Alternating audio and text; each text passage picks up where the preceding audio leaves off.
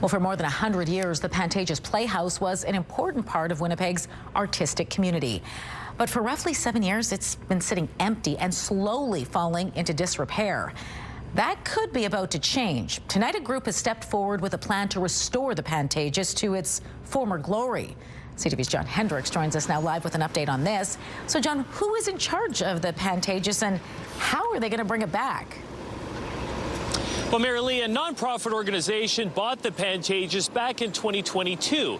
Now they've teamed up with a local architectural firm to create a new design for the Pantages and show what a modern theater could look like. That is, of course, if they can raise enough funds to make the vision a reality.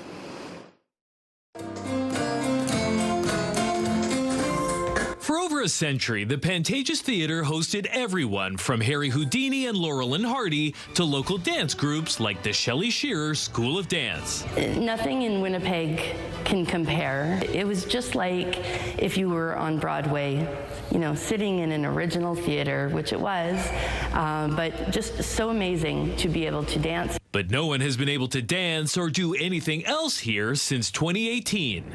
The historic venue is closed, but the Winnipeg Symphony Orchestra hopes that will soon change. This venue deserves a new life, and it deserves for its heart to go on beating with more songs and stories. And there's a new plan to make that happen.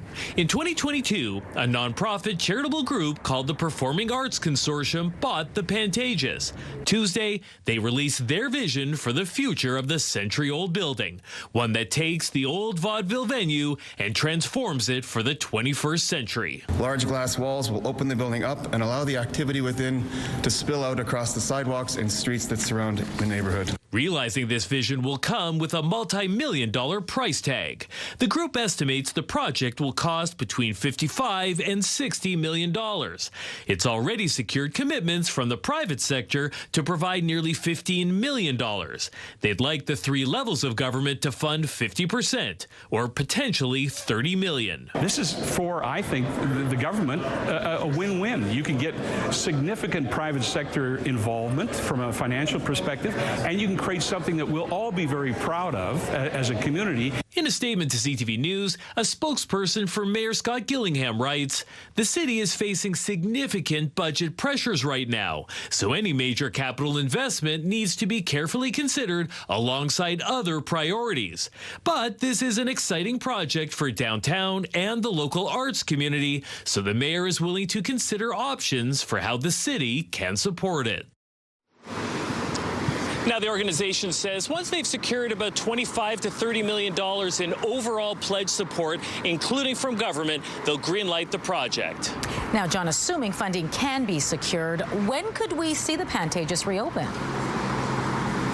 Well, you know, it's one of those things where there are many balls up in the air, but they would hope to have construction beginning by the the end of this year, the beginning of next year, and then we're talking about a 30-month construction timeline. All right, thanks for this, John.